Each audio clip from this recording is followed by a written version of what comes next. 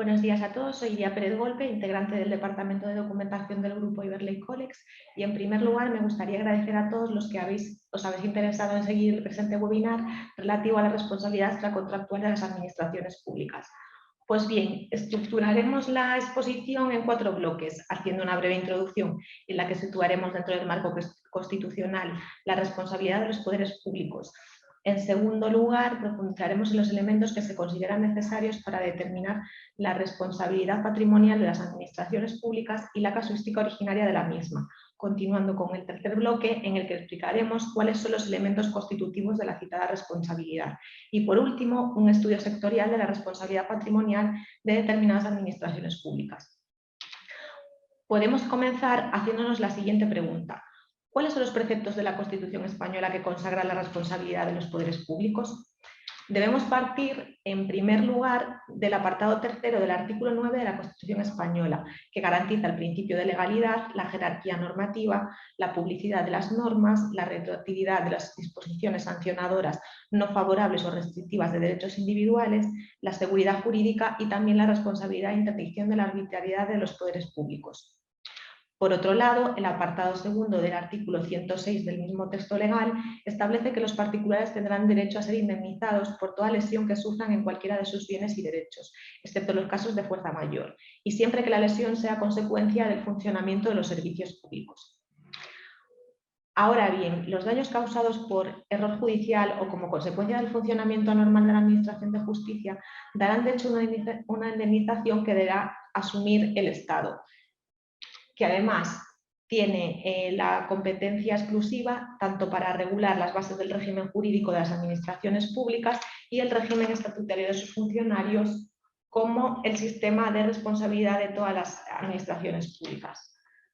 Antes de entrar a analizar los requisitos y la casuística originaria de responsabilidad, debemos recordar que las obligaciones que nacen de los contratos tienen fuerza de ley entre las partes y su incumplimiento deriva en responsabilidad. En ese sentido, se configura la responsabilidad contractual de las administraciones públicas, que será aquella que deriva de las actuaciones de la Administración en materia de contratación pública, y para conocer la casuística derivada de ese tipo de responsabilidad habrá que acudir a la Ley de Contratos del Sector Público. Por el contrario, el concepto de responsabilidad extracontractual de las administraciones públicas se entiende como derivada del funcionamiento normal o anormal de las administraciones públicas y se rige por la Ley del Régimen Jurídico del Sector Público. Es un punto clave su artículo 32, disponiendo que los particulares tendrán derecho a ser indemnizados por las administraciones públicas de toda lesión que sufran en sus bienes y derechos, siempre que esa lesión sea consecuencia del funcionamiento normal o anormal de los servicios públicos, salvo los casos de fuerza mayor o de los daños que el particular tenga el deber jurídico de soportar. Además, la anulación en vía administrativa o por el orden jurisdiccional contencioso administrativo de los actos o disposiciones administrativas no presupone por sí misma derecho a la indemnización. A tenor de lo anterior, podemos nombrar la sentencia del Tribunal Supremo de 5 de abril de 2011, que declara que la referida responsabilidad ha sido configurada de una manera objetiva. No obstante, se exceptúan los casos de fuerza mayor, puesto que la misma está relacionada con la idea de algo extraordinario, desacostumbrado y que se contrapone al concepto de fortuito, siendo este último intrínseco al funcionamiento de los servicios públicos. Sin perjuicio del anterior, los requisitos necesarios para que pueda originarse un derecho a indemnización son que se produzca un daño efectivo, que ese daño sea evaluable económicamente y que además pueda ser individualizado con relación a una persona o grupo de personas. Además, es doctrina consolidada la necesidad de apreciación de los siguientes factores para reclamar esta responsabilidad. Así, el particular no ha de tener el deber jurídico de soportar el daño, ha de concurrir culpa por parte de la Administración. El hecho acontecido tiene que ser antijurídico o contrario a la norma. Ha de generarse un detrimento patrimonial y, por último, debe darse una relación directa y eficaz entre el hecho producido y el daño causado. En base a lo expuesto, se genera una casuística que podemos dividir para su mayor comprensión en 6 cuestiones. 6 puntos que analizarán de manera detallada la responsabilidad derivada de un acto legislativo de naturaleza no expropiatoria y del Estado legislador, de la aplicación de una norma con rango de ley declarada inconstitucional, de la aplicación de una norma declarada contraria al derecho de la Unión Europea por el funcionamiento de la Administración de Justicia, de los daños producidos a terceros por la ejecución de contratos y, por último, la derivada del ejercicio a través de entidad privada. Pues bien, los particulares tendrán derecho a ser indemnizados por las administraciones públicas de toda lesión que sufran en sus bienes y derechos como consecuencia de la aplicación de actos legislativos de naturaleza no expropiatoria, que no tengan el deber jurídico de soportar, cuando así se establezcan en los propios actos legislativos y en los términos que ellos especifiquen. Por otra parte, si la lesión es consecuencia de la aplicación de una norma con rango de ley declarada inconstitucional, procederá a su indemnización. Cuando el particular haya obtenido en cualquier instancia sentencia firme desestimatoria de un recurso contra la actuación administrativa que hubiera ocasionado el daño, siempre que se hubiera alegado la inconstitucionalidad posteriormente declarada. Asimismo, cuando los daños deriven de la aplicación de una norma declarada contraria al derecho de la Unión Europea, procederá a su indemnización cuando el particular haya obtenido en cualquier instancia sentencia firme desestimatoria de un recurso contra la actuación administrativa que ocasionó el daño, siempre que se hubiera alegado la infracción del derecho de la Unión Europea posteriormente declarada. En este caso, deberán reunir una serie de requisitos como son que la norma ha de tener como fin conferir derechos a los particulares, que el incumplimiento ha de estar suficientemente caracterizado y además que ha de existir una relación de causalidad directa entre el incumplimiento de la obligación impuesta a la administración responsable por el derecho de la Unión Europea y el daño sufrido por los particulares. En el ámbito de la Administración de Justicia, la responsabilidad patrimonial del Estado originada por su funcionamiento se regirá por la Ley Orgánica del Poder Judicial. Igualmente responderán de los daños producidos a terceros por la ejecución de contratos cuando sean consecuencia de una orden inmediata y directa de la propia Administración o deriven de los vicios del proyecto elaborado por la misma, sin perjuicio de las especialidades reguladas por la Ley de Contratos del sector público. Cuando las administraciones públicas actúen directamente o a través de una entidad de derecho privado en relaciones de esta naturaleza, su responsabilidad será exigible de acuerdo con lo establecido en la Ley del Régimen Jurídico del Sector Público, incluso cuando concurra con sujetos de derecho privado, o la responsabilidad se exija directamente a la entidad de derecho privado a través de la cual actúe la Administración o la entidad que cubra su responsabilidad. Sin embargo, no todos los casos de responsabilidad ni todas las indemnizaciones a cargo de las administraciones públicas se encuadran en el Instituto de la Responsabilidad Patrimonial, por lo que quedan fuera, entre otras, las siguientes materias: la responsabilidad contractual, la expropiación forzosa, la adopción de medidas cautelares en el seno de los procedimientos contenciosos administrativos, la responsabilidad por actos terroristas, así como la responsabilidad por incumplimiento del derecho de la Unión Europea. Así, la responsabilidad patrimonial de la Administración se denomina también extracontractual, ya que la responsabilidad contractual viene regulada en la Ley de Contratos del Sector Público. A este respecto, la sentencia del Tribunal Supremo de 25 de julio de 2000 declara que la responsabilidad contractual es la que deriva del incumplimiento por una de las partes de un deber estipulado en el contrato. Por otro lado, nadie puede ser privado de sus bienes y derechos, sino por causa justificada de utilidad pública o interés social y mediante la correspondiente indemnización. Ahora bien, la Ley de Jurisdicción Contencioso Administrativa establece en relación con la adopción de medidas cautelares que, levantada la medida por sentencia o por cualquier otra causa, la Administración o persona que pretendiere el derecho a indemnización de los daños sufridos podrá solicitar esta ante el propio órgano jurisdiccional por el trámite de los incidentes dentro del año siguiente a la fecha del alzamiento. La Ley de Reconocimiento y Protección Integral a las Víctimas del Terrorismo armoniza los dos regímenes de ayuda vigentes en nuestro ordenamiento jurídico: el general, recogido en la Ley de Medidas Fiscales, Administrativas y del Orden Social, y el especial, regulado en la Ley de Solidaridad con las Víctimas del Terrorismo.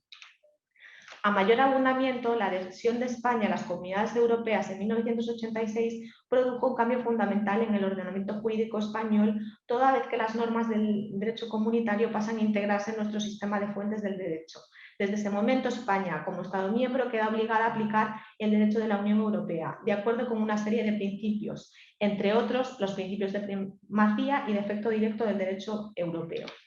Además, según el Real Decreto 515/2013 de 5 de julio, España es responsable ante las instituciones europeas por el cumplimiento del derecho de la Unión Europea. No obstante, al ser un país descentralizado, cada administración es responsable de cumplir internamente con las obligaciones europeas, de acuerdo con el orden constitucional de distribución de competencias. Si ahondamos en los aspectos más generales de la administración pública como creadora del daño, podemos colegir que en el proceso contencioso administrativo y en concreto en el ejercicio de la acción de responsabilidad patrimonial, una de las partes, la demandada, es una o varias administraciones públicas. Si bien asumirán el papel de codemandados los particulares que hayan coadyuvado a la producción del daño, así como las compañías de seguros cuando el riesgo esté asegurado. Ahora bien, el correcto ejercicio de la acción de responsabilidad nos lleva a plantearnos cuestiones como ¿cuáles son los límites entre la administración pública y el sector público? Según lo dispuesto en el apartado tercero del artículo 2 de la Ley de Procedimiento Administrativo Común de las Administraciones Públicas, se consideran administraciones públicas la Administración General del Estado, las administraciones de las comunidades autónomas, las entidades que integran la administración local, así como los organismos públicos y entidades de derecho público vinculados o dependientes de la misma. Además, la Ley de Procedimiento Administrativo Común de las Administraciones Públicas se aplica al sector público, que a su vez comprende la Administración General del Estado, las administraciones de las comunidades autónomas, las entidades que integran la administración local y el sector público institucional.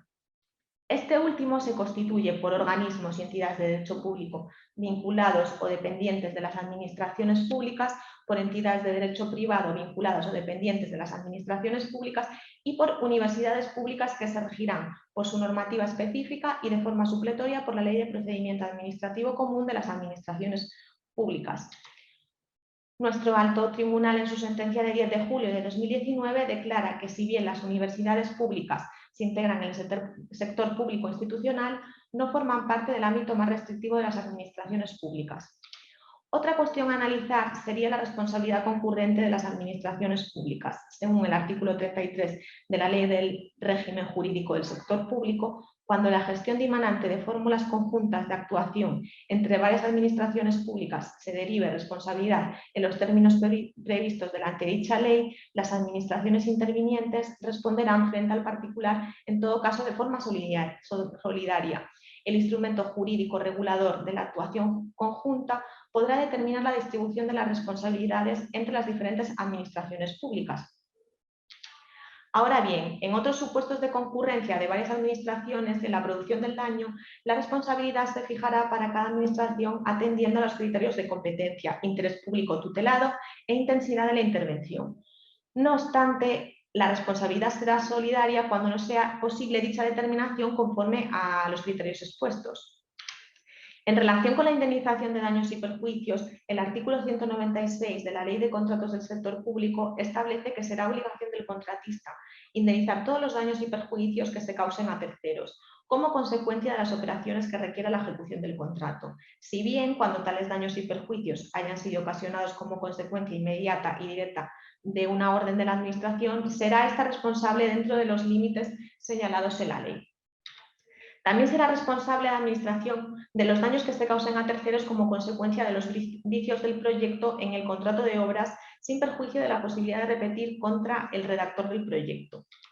Además, la Ley Orgánica del Poder Judicial dispone en el apartado 4 de su artículo 9 que los juzgados y tribunales ejercerán su jurisdicción exclusivamente en aquellos casos en que les venga atribuida por esta u otra ley. En lo que nos ocupa, los del orden contencioso administrativo conocerán de las pretensiones que se deduzcan en relación con la responsabilidad patrimonial de las administraciones públicas y del personal a su servicio, cualquiera que sea la naturaleza de la actividad o del tipo de relación de que se derive. Si a la producción del daño hubieran concurrido sujetos privados, el demandante deducirá también frente a ello su pretensión ante este orden jurisdiccional.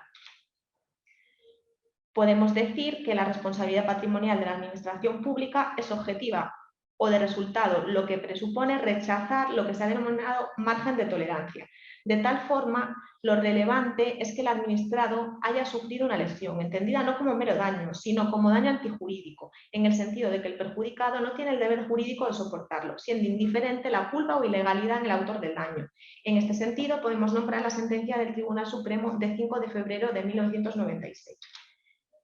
Y la de 22 de abril de 1994, pero en este caso en relación con el deber jurídico de soportar el daño. Como ya hemos explicado anteriormente, el daño alegado habrá de ser efectivo, evaluable económicamente e individualizado con relación a una persona o grupo de personas. Así son indemnizables los daños en cualquier bien o derecho, haciendo posible el resarcimiento tanto de los daños materiales como de los personales, incluido también los daños morales. A estos efectos es sumamente ilustrativa la sentencia del Tribunal Supremo de 3 de octubre de 2000. La indemnización equivale a una reparación íntegra de los daños que comprende tanto el lucro cesante como el daño emergente. Con respecto al lucro cesante, el Tribunal Supremo, en sentencia de 25 de mayo de 1991, dispone que se excluyen las meras expectativas o ganancias dudosas o contingentes. También la posibilidad de que a través del concepto de lucro cesante y del daño emergente se produzca un enriquecimiento injusto. Además, es necesaria una prueba que determine la certeza del lucro cesante y la indemnización por este concepto. Ha de apreciarse de un modo prudente y restrictivo. La cuantía de la indemnización se calculará con referencia al día en que la lesión efectivamente se produjo, sin perjuicio de su actualización a la fecha en que se ponga fin al procedimiento de responsabilidad con arreglo al índice de garantía de la competitividad fijado por el Instituto Nacional de Estadística y de los intereses que procedan por demora en el pago de la indemnización fijada, los cuales se exigirán con arreglo a lo establecido en la Ley General Presupuestaria o, en su caso, a las normas presupuestarias de las comunidades autónomas. A tenor de lo anterior, la jurisprudencia se ha pronunciado en el sentido de que entre las diversas concepciones con arreglo a las cuales la causalidad puede concebirse, se imponen aquellas que explican el daño por la concurrencia objetiva de factores cuya inexistencia en hipótesis hubiera evitado aquel. No son admisibles, en consecuencia, otras perspectivas tendentes a asociar el nexo de causalidad con el factor eficiente para producir el resultado dañoso, puesto que válidas como son en otros terrenos, irían en contra del carácter objetivo de la responsabilidad patrimonial de las administraciones públicas. La consideración de hechos que puedan determinar la ruptura del nexo de causalidad, a su vez, debe reservarse para aquellos que comportan fuerza mayor, única circunstancia admitida por ley con efecto excluyente, a los cuales importa añadir la intencionalidad de la víctima en la producción o el padecimiento del daño, a la gravísima negligencia de ésta, siempre que estas circunstancias hayan sido determinantes de la existencia de la lesión y la consiguiente obligación de soportarla. Para finalizar este webinar, explicaremos de una manera práctica diferentes supuestos de responsabilidad patrimonial de determinadas administraciones públicas, tales como la administración sanitaria, docente, militar, de las fuerzas y cuerpos de seguridad, penitenciaria, financiera, por accidentes en zonas de dominio público y por actividades urbanísticas. Comenzaremos con la responsabilidad patrimonial por fallecimiento derivado de una mala praxis. Una esposa presenta recurso de casación contra sentencia de la Sala de lo Contencioso de la Audiencia Nacional por el fallecimiento de su marido derivado de una mala praxis. La Sala de Instancia desestima el recurso contencioso administrativo en base a los siguientes motivos: el padecimiento de patologías severas, como pueden ser la diabetes, hipertensión y 2 úlceras, la aplicación de un tratamiento correcto en función del diagnóstico emitido. El informe del médico forense dice que no presentaba sintomatología de infarto. El paciente fue remitido a su domicilio una vez que la tensión arterial remitió a valores normales, y de haber permanecido ingresado se le hubiera suministrado la misma medicación. Pues bien, la misma Sala de Casación, en sentencia de 20 de marzo de 2007, analizando un presunto error de diagnóstico de un paciente que estaba sufriendo un infarto del miocardio que no fue detectado y, en consecuencia, no fue diagnosticado en forma, realiza una serie de consideraciones aplicables al referido caso, tales como que hubo un error de diagnóstico al no valorarse acertadamente que el paciente había tenido un infarto, error que determinó que no se pusieran los medios de tratamiento adecuados al padecimiento que aquel sufría, y, en consecuencia de esa indebida aplicación de medios para la obtención del resultado es la que resulta sancionable. En definitiva, hubo una mala praxis médica al diagnosticar la enfermedad, y ante tal mala praxis hubiera incumbido a la Administración probar que, en su caso, con independencia del tratamiento seguido, se hubiesen producido las secuelas de afectación cardiológica finalmente ocasionadas, por ser de todo punto inevitables. Así, el Tribunal Supremo entiende que, como consecuencia de la mala praxis, no se prestó al paciente el tratamiento adecuado a su enfermedad y, en consecuencia, aprecia la existencia de responsabilidad patrimonial de la Administración. Por otra parte, en relación con la responsabilidad patrimonial de la Administración docente, analizamos un caso en el que la Abogacía del Estado interpone recurso de casación ante el Tribunal Supremo contra sentencia dictada por la Sala de lo Contencioso Administrativo de la Audiencia Nacional por el daño sufrido por un menor al resbalar sobre un patín que había alquilado con otros compañeros de curso con ocasión de un viaje extraescolar. El motivo casacional que se aduce por la Abogacía del Estado es que no existe un nexo causal entre la actuación administrativa y el daño causado por el reclamante.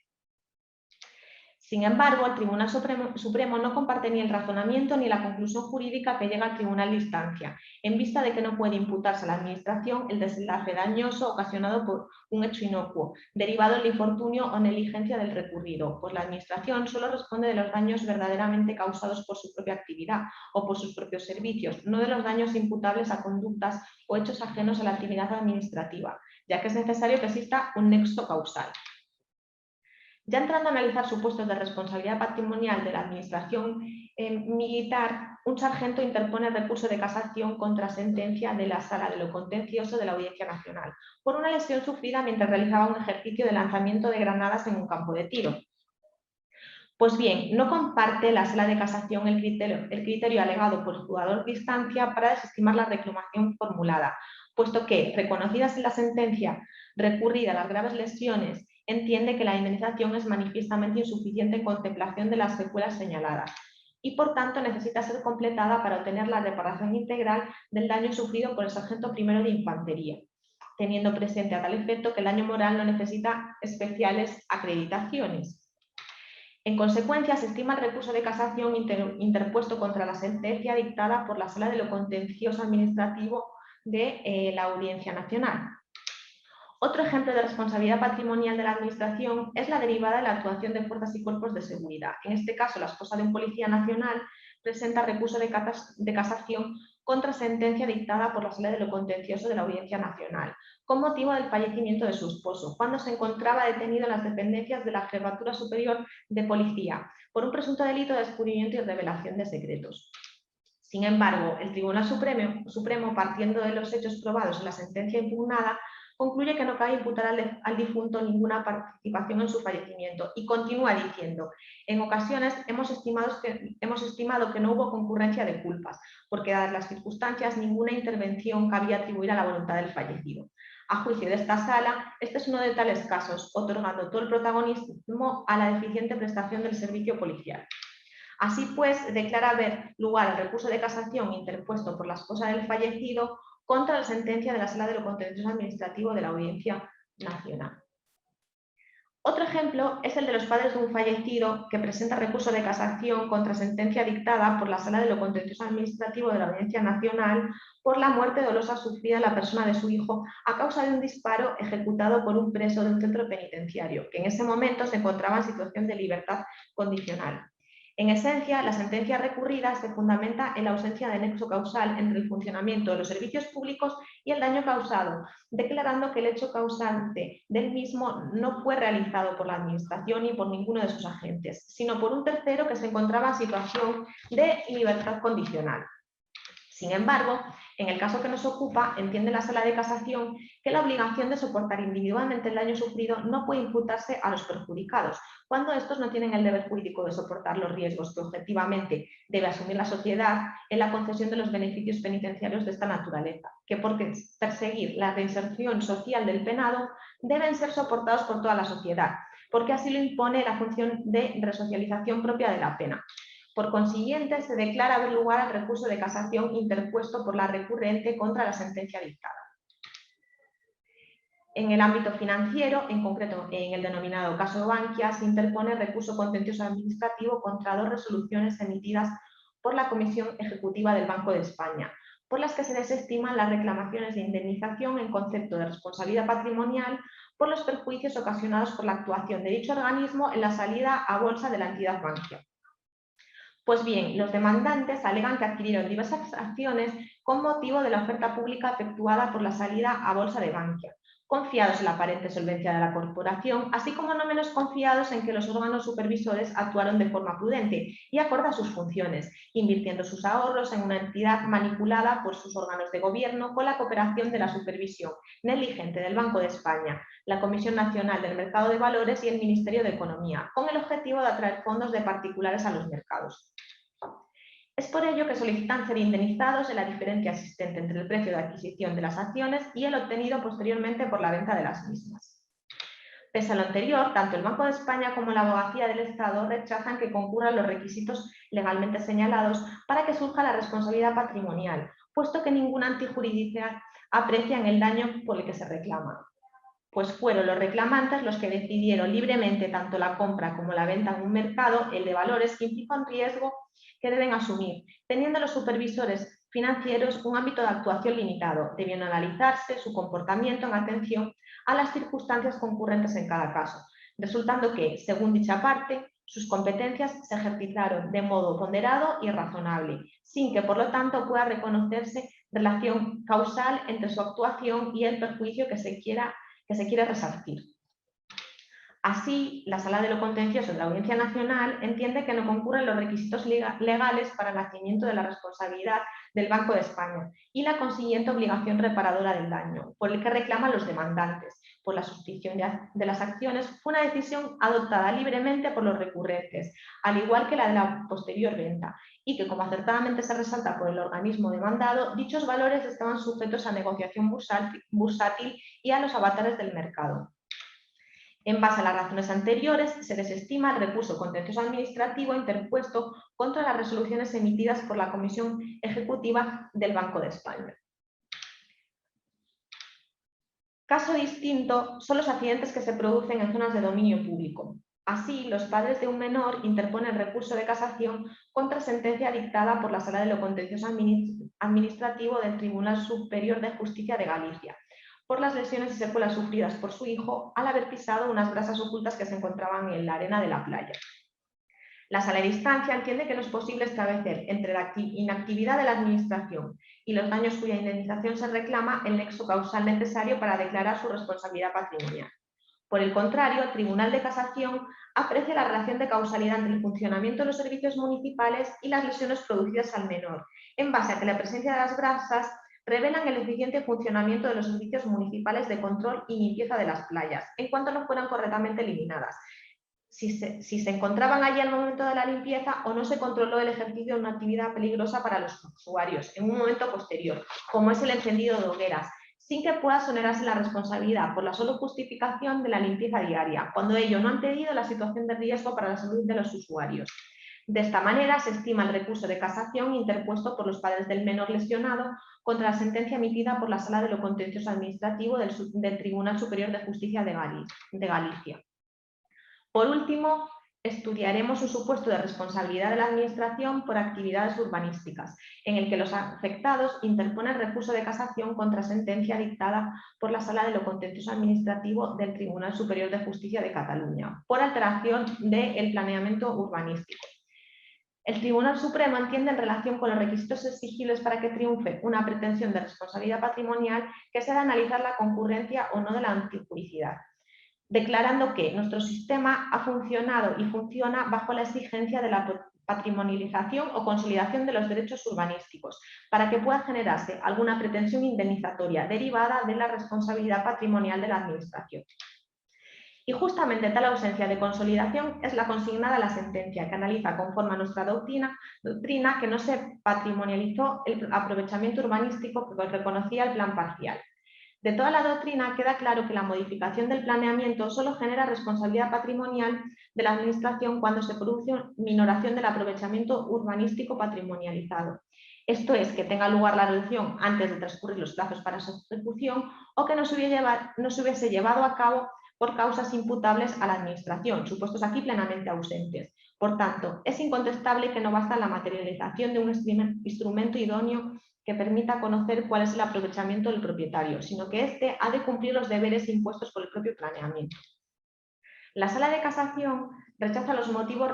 referidos, al aprovechamiento urbanístico y continúa analizando lo alegado con respecto a la devolución de las fincas en su momento cedidas anticipadamente, que se ejercita como petición subsidiaria, de manera que no existen dudas acerca de que el ayuntamiento aceptó la cesión anticipada de terrenos.